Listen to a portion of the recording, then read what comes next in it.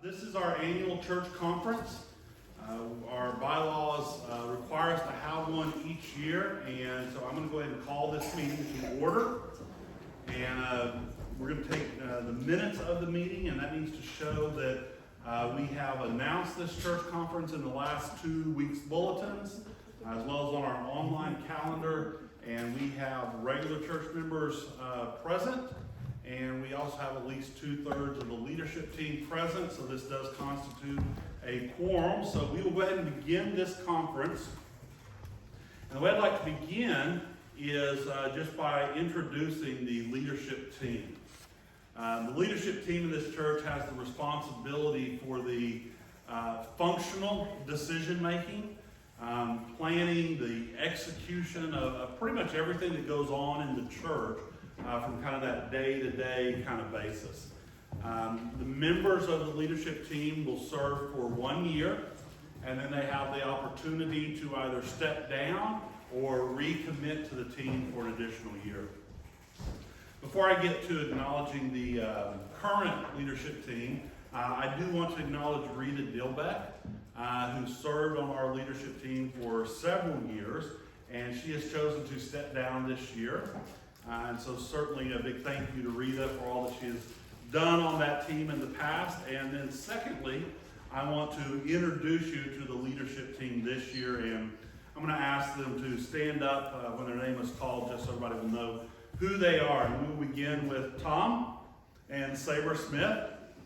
We are on the team. Paula Jones. Go ahead and stay standing. Sorry. I should have called you last. Sage Powell. Zally Campbell, who Zally also serves as our children's ministry leader. Gary Gussert, who is sick and not able to be here with us this morning. Matt and Kimber Allen. Kimber is also traveling this morning. Matt's in the back doing a little bit of doctor type work. So there's Matt. John and Kathy Miner. Mike and Michelle Kruger, and Jeff and Anita Cathy, who also are leading our youth ministry, and Donna Dearman, and then Toxie Dearman serves as our project manager on the new building. So this is your 2024 leadership team. Thank you for all that you've done in the past and that I'm going to ask you to do in the coming year. We truly appreciate you guys. Yes, absolutely. Any questions about the leadership team? All right. We also have elders in this church. Elders serve as the spiritual leaders of the church. They're tasked with praying for and protecting the church, protecting the doctrine of the church, interpreting the Bible as best as we can. And they work closely with the pastor. Every sermon that I give, we've talked through with the elders. Make sure that I'm not misunderstanding something or not explaining something in a good way or whatever. So they are a huge asset to me. You see the elders up front a lot of mornings when we ask people to come forward if they need anything. And something I've started doing, and I actually really like this, I'm going to keep doing it, is I'm asking the elders to be the ones to lead our corporate prayers. Not because they're the only ones qualified, they're not, but because I like the idea of them being up in front of you. And you getting to see them, hear them, know who they are. And so you'll see that as we start moving forward. So our elders for this church, I serve as an elder. And then alongside me is Paul Hendricks. I think most of you know Paul. He and Deb are traveling right now. Matt Allen. Good to see you, Matt. And I'm very pleased to announce that Richard Sitton has joined us as an elder for this church. And we will be ordaining Richard on February 11th after the service. If you'd like to put that on your calendar and stick around for that, it's a very special occasion. So that is the 4 elders for this church. Does anybody have any questions either for or about elders? All right, thank you guys. We also have corporate officers within the church that perform specific functions. These officers are chosen by the leadership team, but then they are confirmed by a vote of the church. So after I make the introductions, I will ask for either that confirmation or rejection of these officers. The officers, the positions, and the responsibilities are laid out in our bylaws. And so I just want to run through those briefly. President, the senior pastor serves as the corporate president and overall administrator of the church, so that would be me. Trustees, these are folks who sign legal documents on the behalf of the church, such as titles, mortgages, loan instruments, anything along those lines that requires a legal document. Now, the trustees don't have any decision-making authority, nor do they carry any liability for signing for the church, but they represent the church's decisions by their signatures on legal documents. And so the trustees are Terry Campbell, you see him, Mike Kruger, and Paul Hendricks. And so these are the guys that put their John Hancock on our legal documents for us. Thank you, guys. Our secretary, who has the primary responsibility of keeping the minutes of all the church meetings, keeping track of church lists like membership and camp attendance and addresses and things like that. Our secretary is Kimber Allen, who does a fantastic job of that. Again, she's traveling today, but you all know Kimber. And you know, we look at the job of recording minutes in meetings as kind of just something that you kind of have to do because that's what the law requires of a corporation. I can't tell you how many times I've gone back and looked at the minutes of our meetings and go, okay, what did we decide on this? How did we decide we were going to, did I forget to even mention this in this meeting? And so it's highly valuable. Kimber does a great job for that, or with that. The next position is our treasurer. It is a responsibility that works closely with our accountants. It's basically ensuring that our church finances are being handled properly, being recorded properly, deposits are being made, bills are being paid, and serves as kind of the go-between between the church and our actual accountants. And we are actually seeking a new treasurer right now. So if you have any bookkeeping experience, if you've got an hour or so each week, we would love to visit with you. Right now, our treasurer position is still being filled by John Miner, who has been our treasurer for the past couple of years. And John is wanting to step down from that role, which is fantastic. And it's one of the things that I really hold as very important is that I want you to know if you do volunteer for something, you're not signing up for life. You actually can step down when you need a break or feel called to something else, and that is absolutely perfectly fine and wonderful. So John is stepping down. He is actually working with our accountants right now to make our treasurer position even an easier role. And so John, thank you for serving in that time. Thank you for your graciousness and continuing to serve in that capacity until somebody else steps forward. Thank you for continuing to help us make the job smoother and easier with your work with the accountants. But we need a new one. So if you are in that skill set area and are feel called to do that, I truly would love to visit with you. If you got some specific questions about, okay, what does this entail? I'll let you know. Or John and I will let you know, or whatever it needs to be. So let me know if that's you. So these are our corporate offices. Are there any questions? If there are no questions, I move that we confirm these individuals in the trustee, secretary, and temporary treasurer office by verbal majority vote, either yes or no. Do we have a second on that motion? Sage Powell has seconded that motion. So those in agreement to the people mentioned fulfilling their corporate offices, please respond with a yes. Yes. Yes. Those opposed to the people mentioned filling the corporate offices, please respond with a no. All right, let the minutes show that there was a majority vote approving the corporate officers. So with that little bit of business, finished, I'd like to take a few minutes and just discuss some of the ministries that we have going on at the church right now. We've got a couple of new ministries. First, we have a group of individuals who are currently attending mentor training on Sunday mornings during the Sunday school hour.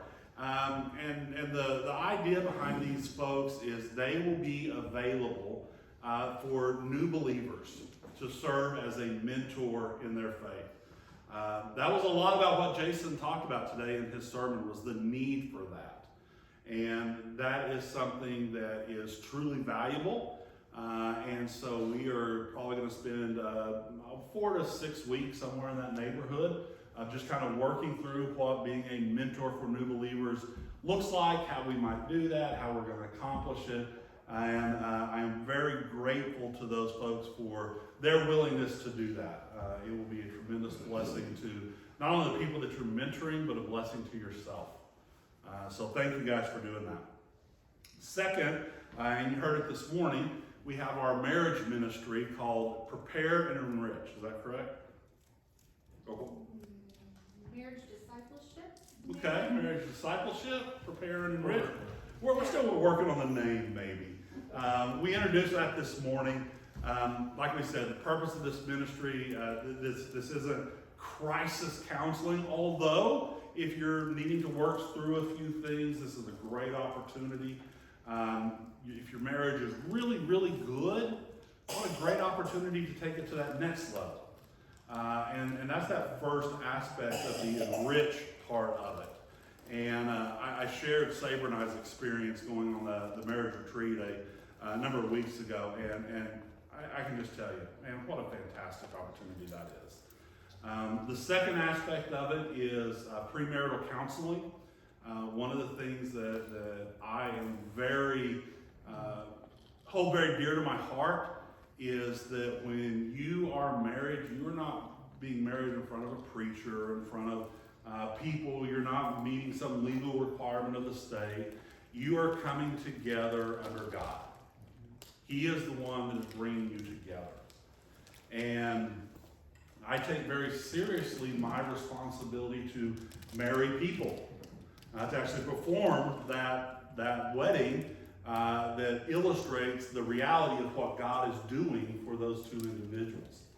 And as such, I think you have to have marital counseling, premarital counseling, before you get married. And so what a wonderful opportunity this will be for anyone in our church that is approaching a new marriage. Now, a lot of times we think about this as, oh, what a great opportunity for our young people. Listen, if you're going into your second marriage for whatever reason, you better get it. There's a lot of things to think about and take into account and work through before entering that second marriage. So this truly is not a young generational type thing. This is for, again, everybody. So I am just, they wouldn't want me to, so I'm not going to, but I wish I could share with you just how many hours and hours and hours of training Richard and Heather and Joel and Terry have set in to be able to administer this ministry for us. And so I am truly thankful to them. And as a church, we should be very thankful that we have this ministry to them, because strong marriages make for a strong church. So thank you guys for that very much. We also have a ministry in need of a new volunteer. Clindy Kackner has faithfully served as our kids' Sunday school teacher for, what, about 11 years, Clindy? Oh, I haven't done it the entire time, no. You've been available to do it the entire time. Yeah. So, really since the church began, Clindy has filled that role. And that is so precious.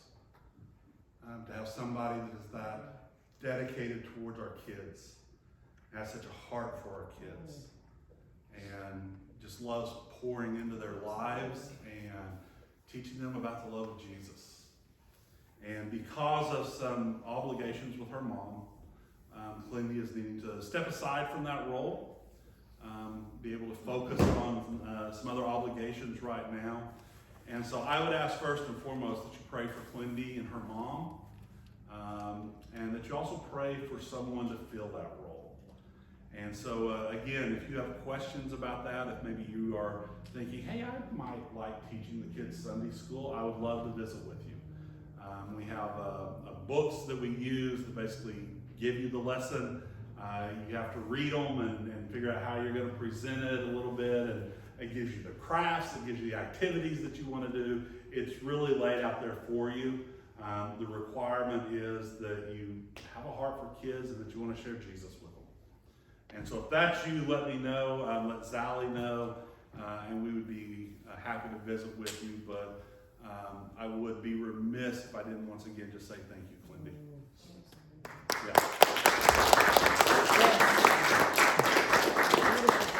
And that position could be filled by a fella. Absolutely. It is not a gender-specific position. And if a couple of you want to get together and do it, or a couple want to do it, all of that's well and good as well. We also have a men's study that is meeting Wednesday evening. Joel Rourke is kind of guiding that, and that has been fantastic for the men that are meeting together. It's been a great opportunity just to talk together and fellowship together and visit about different things. We usually have some kind of itinerary or lesson that we're going to try to get through, but and I think that the lessons and everything have been really, really good. But I think the real value is just the men getting together. And so thank you, Joe, for opening up your office and kind of spearheading that. And if you are not a part of that, and this is gender specific, if you're not part of that, men, and would like to let me or Joel know, we'll make sure you know when and where, but we're meeting every Wednesday at 6:30. We also have our prayer team that continues to meet every week. And I can't think of anything more valuable for this church than those ladies that meet once a week. They pray for the church. They pray for the people of the church. They take all the requests that you hear on Sunday mornings. They pray for those requests, and they thank God for those praises that you share with us, not only when they gather together, but throughout the week. They also contact myself and the elders, ask if we have any prayer requests or anything we know about. They contact Zally and Clindy, and then anything with the kids that we need to be praying with. So they are our prayer warriors for the church, and I truly appreciate them greatly. They also have a lot of fun when they do it. I'm usually kind of way in the background when they're meeting, and I just get so much joy in hearing them laughing and just enjoying being with one another. So that's a beautiful time as well. Matt continues to lead our adult study on Sunday morning, and that has been a blessing to have him doing that. And then, of course, we're continuing to have our men's and women's monthly fellowships. The ladies are meeting on Saturday mornings now. They meet year-round. The men are still meeting out on the church land when the weather is favorable to do that. And so those are good times to be able to get together. Something kind of coming up in the near future. We're starting another School of Discipleship on Sunday mornings. Several of you have been through that training. And I really want every single person in this church to go through that at some point. It is a tremendous, and I'm comfortable saying this because I didn't develop it. It is a tremendous kind of step through the process of discipleship. Beginning with who you are and your identity in Christ, moving on to biblical knowledge and understanding, all the way to you living out that mission that Jason was talking about today. And so we'll be starting that again, probably early summer, late spring, somewhere in that neighborhood.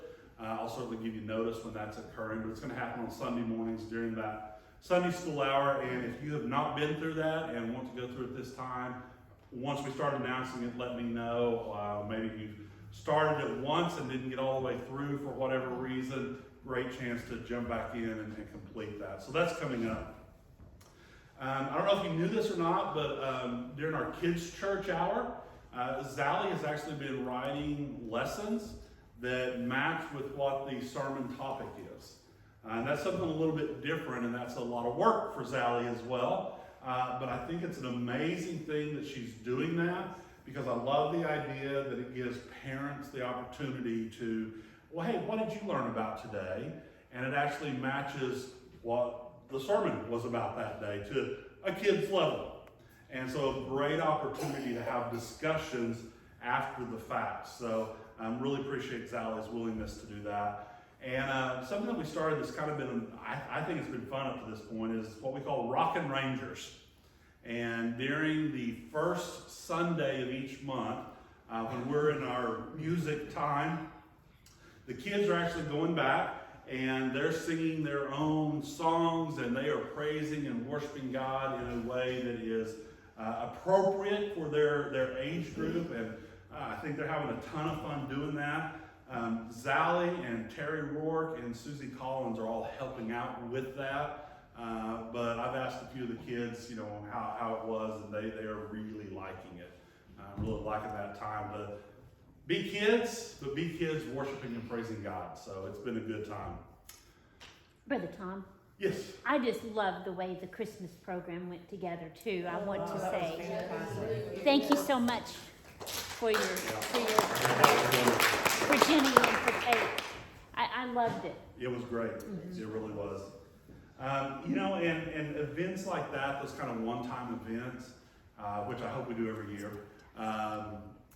that we do such a good job with those. And I say y'all do such a good job with those, whether that's ladies' retreats, whether that's events out on the church land, the Christmas program.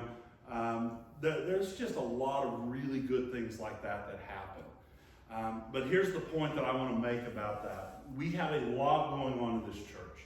All those activities, all those programs, all those ministries, they take volunteers to run them. So you have no idea how grateful I am for all the volunteers that serve God by serving this church and serving the people of this church. Just so many people have a heart for reaching out and helping others in ways that we'll never know about. It's just really, when I think about the health of this church, that's the yardstick that I use to measure it by. Not attendance, not giving, not all of those things, but are we doing the things, do we value the things that God values? And I think we do a really good job of that. And it's truly amazing to watch God working through us as a church in just all of these things that we do. And so as we continue to move forward, we're going to need more people willing to serve. One of the things that we have talked about on a very regular basis is we feel like these last several years have been foundation building years. That God is laying a foundation in this church upon which He is going to grow something. He has that in mind. I'm not privy to that, but I do feel like God really has something big in plans for this church. And so we continue to need to have people.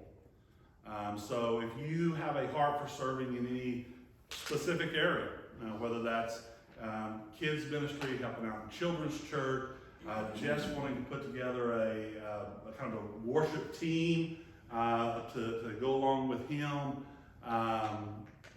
Maybe you want to serve and you just don't know how or where. Come talk to one of us, and we will find a way to help you integrate into the serving of this church and be a part of that foundation that God's laying for whatever it is He's got in store for us. So it's amazing what a blessing it is to serve. Until you have really served, you don't truly understand that. You see it as something you're doing for other people, but it is absolutely incredible what God does in you as you serve. It's truly a blessing to see God using your service to grow His kingdom. So thank you to each and every one of you who are volunteering and serving the church. Are there any questions about any of these ministries or anything kind of from that ministry side that I've missed that we need to talk about? We're starting a Singles Fellowship. Yes. we're going to start what, have we got a cool name for it yet?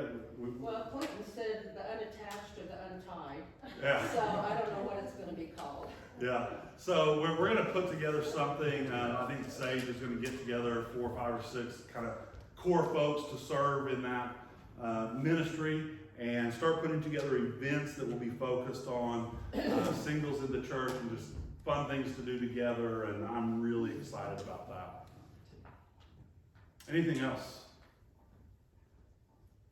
All right, well, I want to move on then and just give you a summary of our financials from 2023. And what is absolutely clear is God has continued to bless this church in a very big way. I'm going to give you a financial summary, but then we have the actual financial statements available. I think John has some up here. If you want to come up and take a look at those and actually pour through them, you are more than welcome to do that. This is not information that we try to keep private, although I would say we do try to kind of keep it within this church. But for y'all, we definitely want you to see this if you're interested. I'll probably give any of the real deep financial questions to John and let him answer that. But the reports are available if you want to see them. In summary, we ended the year receiving $229,000 in tithes and offerings. This represents a 15% increase over last year. And primarily because of the capital campaign for the new building, we have an additional $80,000 on top of that has been given to the building fund. And that $80,000 that we received this year is compared to $5,000 in 2022. So huge increase there. Combined, when you take both the capital campaign and the giving to the building fund, the tithes and offerings, combined that means we have given $105,000 more in 2023 than was received in 2022, which is absolutely wonderful and needed. Because as we continue to grow, as we continue to add new ministries, as we continue to build the new church building, we're going to need to continue to give generously. And so I hope that all of you have found just truly what a blessing it is to give. It's kind of like serving. There's something that God uses in our giving to bless us, to draw us closer to Him. And I hope you have seen that this past year as you have given so generously. In 2023, we had $121,000 in expenses. And so if you do a quick math, our total surplus, including the building costs that we have paid, as well as the building fund, we had a surplus in 2023 of $199,000, which is just absolutely incredible. Most of that money was moved to the building fund, which is fantastic because the more of that money we can use of our own for the new building, that's the less that we have to borrow from the bank. And so I love seeing that and being able to do that. I also want to share with you some bank balances. We have 2 checking accounts in the church, and as of December 31st, in our general checking account, we had a balance of approximately $46,000. We also have what we call a construction checking, which is what we use to pay for any of the bills associated with the new building. That just helps us track those expenses a little bit cleaner than combining the 2 checking accounts. But we have $28,000 in our construction checking account. We also have 2 savings accounts. In our general savings account, we have a balance of $60,000. And as our general savings account grows, we do transfer some of that money into our building fund. And in our building fund account right now, that savings account, in our building fund, we have a balance on December 31st.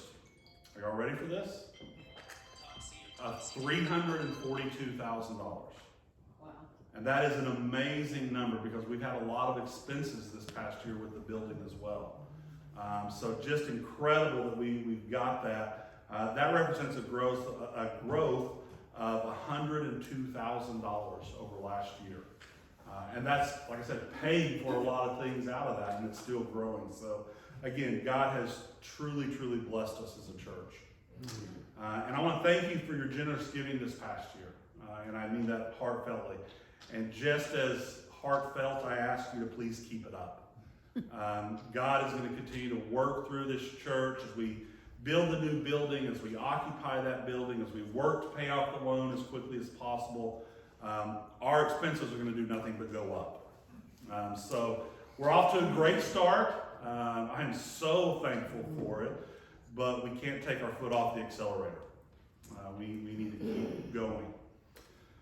One more thing that I want to mention when it comes to giving. You know, it might be easy to hear these numbers and think, well, my little contribution isn't anything. It might be easy to hear these numbers and think, well, I can't contribute much to that, so why even bother? I want to read to you from Mark 12. In verses 41 through 44, Jesus says this. Sitting across from the temple treasury, he watched as the crowd dropped money into the treasury. Many rich people were putting in large sums. Then a poor widow came and dropped in 2 tiny coins worth very little. Summoning his disciples, he said to them, "Truly I tell you, this poor widow has put more into the treasury than all the others. For they gave out of their surplus, but she gave out of her poverty and has put in everything she had, all she had to live on." Listen, I truly believe what Jesus says here. Not only will giving bless you, I believe that when a church is full of givers, no matter the amount, God will bless those gifts.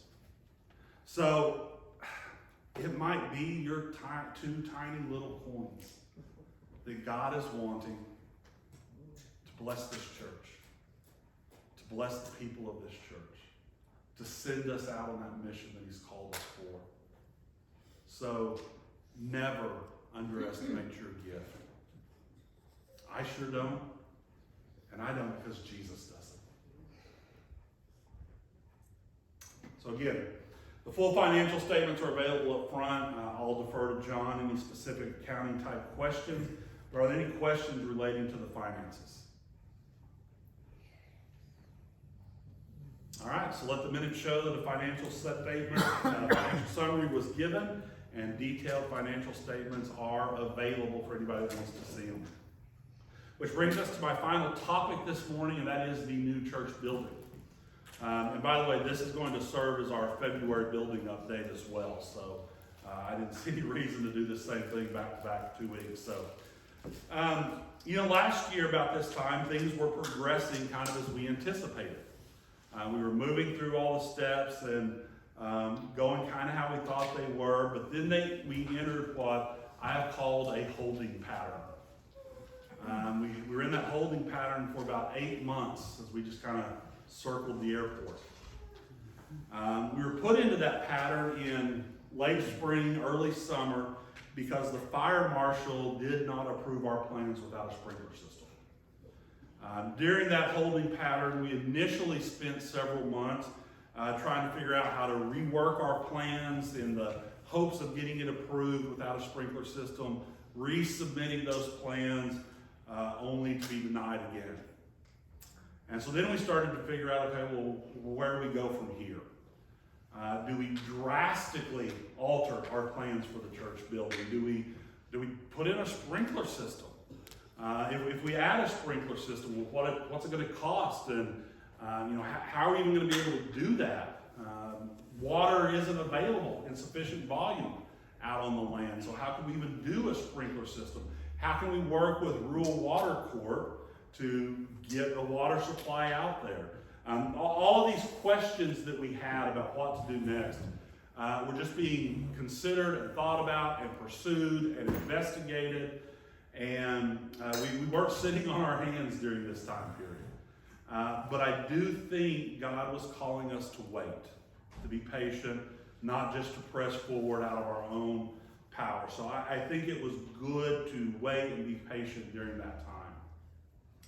But then in November of last year, we as a leadership team felt that God was calling us to once again act. To continue my analogy, it was time to land the plane. And so we decided that we were going to accept the added cost of bringing water to the land. We were going to accept the added cost of a sprinkler system. So we got to work making provisions for how are we going to come up with the $80,000 that it's going to cost to get water out there? How are we going to come up with the $35,000 for installing the sprinkler system? And so we took a look at the building as it existed, and we found some areas where we could pull some money out of the budget, and we could save some money on the building, but still not negatively impact the function of the building. My opinion, it really not even impacting the aesthetics of the building. But just doing some things that were going to save us a significant amount of money that we felt like truly nobody's ever really going to miss. Just to kind of give you an idea of these things, in the original plans we had this big drive-through entrance over the front with a big dormer that came out, big posts supporting it. You're going to be able to drive up in there and drop somebody off if you want to. I didn't realize just how expensive that thing was. And so we decided, you know what, we can get by without that. And we kind of redesigned that front entrance where it's still got a dormer that comes out with a cross on the top of it, a porch that extends out, so we're covered as we enter the building. But changing that saved a significant amount of money. We have a big porch in the back of the church that's all covered, and we had a big concrete area underneath there. We're still going to do the covered overhang, but anybody that's poured concrete recently knows how much concrete costs. And so for now, we're not going to put concrete down in that area. One, that saves us a whole lot of money now, and two, that's something we can easily come back and do at a later point in time. So we looked at some ways that we could save some money. We also looked at just how generous our giving has been this past year. And we were able to come up with a new set of plans that kept us within the budget, met all the criteria that we wanted, and basically we felt very comfortable with that. So earlier this month, we met with the architects who implemented kind of the first round of these changes. This past week, we actually were able to get together and look over all of their changes and go back to them with a few corrections that need to be made. And the architect has told us to expect a new set of plans by this Tuesday. I think that's what Tyson was saying. Is that right? Yeah, in the very near future. He's going to have a new set of plans. And so with the new plans, we're able to go back to the engineering firm who is providing the steel structure for our building, let them re-engineer their part of it. We can also send those plans to the sprinkler system people, allowing them to engineer the sprinkler system.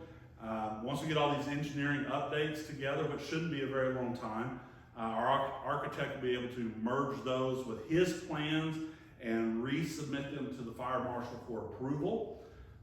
We certainly think the fire marshal is going to approve these plans because we're basically giving him everything that he's been asking for and not trying to keep doing this end around that we've been trying for the last number of months. So we certainly anticipate him approving those, and we hope to have these plans submitted to him by late March.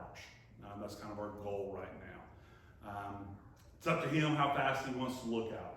It could be a couple weeks, it could be a couple months. That's just kind of his call, and there's absolutely nothing that we can do about it, but we do think that he will approve them. And I want to point out that this sprinkler system, it's not just an obstacle that we had to overcome. Having the sprinkler system is actually going to benefit us moving forward. Once we decided that, okay, we're going to sprinkle this building, we were able to go back to the larger kitchen that we all kind of wanted in the very beginning, but that we had downsized trying to appease him. We were actually able to enlarge the building a little bit. There were a couple of classrooms that we really felt like we needed, but we couldn't put them in because we got above the square footage mark that would have required a sprinkler system. So we're actually able to make the building a little bit bigger and provide for that space that we needed. And having the sprinkler system positions us really well for any future additions to the building, because we don't have to worry about square footage at this point. So it's certainly been a grueling road. Lots of people put in a lot of work to get us to this point. So I appreciate all that work, but ultimately I do believe that we have been and continue to remain in God's will for this building. I think we're kind of back on track where we can start actual construction maybe by this summer. And we just continue to trust God and His timing on everything, including this building. So I trust that if we keep doing our part, working and striving and putting in that effort, the analogy I always use is we've got to circle those walls 7 times. God's asking us to do that. I know for sure that He's going to do His part. So that is what we are trusting at this point in time. Any questions about the building? Yeah. Are you still with all that around the 800,000? Yeah, we'll be right in that neighborhood. We won't have a final figure until we get the re-engineering and things like that. I've got some plans up here if anybody'd like to see them. This was the first pass with the architect here early this month, and so it will change a little bit from this. But one of the things that we did that saved a lot of money is over the classroom and office areas, instead of the 12-foot wall that we had, we've got an 8-foot wall. We were going to have 8-foot ceilings anyway, so this doesn't change the interior of it, but it saves a whole lot of steel by dropping 50% off that wall height. And so that was a huge money saver in that. And after I started looking at the renderings and the elevations and things of that building, I think it actually looks better this way than just kind of that one long monolithic same height, same width building all the way through. So I think it was a good change for every reason. Any other questions about the building? That's a great question. Mike, have I missed anything that you think I need to cover? Not that I can think of. Okay. All right. In closing, is there any other business that anyone would like to discuss? This is an open forum at this point. Anything else that anybody else has?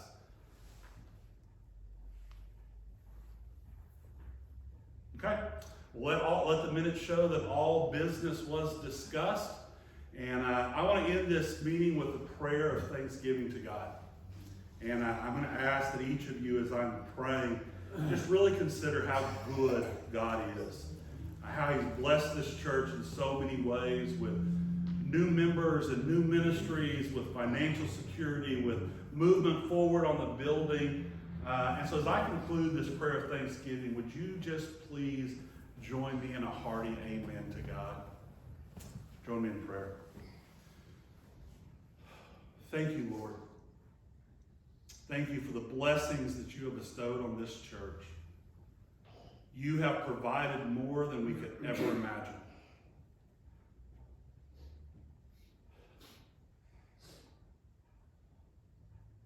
You surrounded us with people who care for and love one another. You've given us such unity as we follow you and just seek to make your name known, not our own, but your name known in this world. You've given us ministries that bless the people in this church as they glorify you. God, you truly just make our spirits soar when we think about who you are and what you've done through us. We are so grateful for all of your blessings. We desire to honor and glorify you in all that we do. Pray that you remind us just how blessed we are. Never allow us to forget to show our gratitude to you by inviting us into this mission with you. Thank you, Lord, for everything. And all of God's people say, Amen. Well, I want to thank you for being a part of this conference and your continued involvement and commitment and support of this church. I really do want to point out just what amazing unity that we have had all along. I thank God for putting that in all of our hearts. And I pray that type of unity continues as we move forward in the mission that God has called us into. I will call this conference closed, and you are dismissed. Go and be the church. Go and be the church. Amen.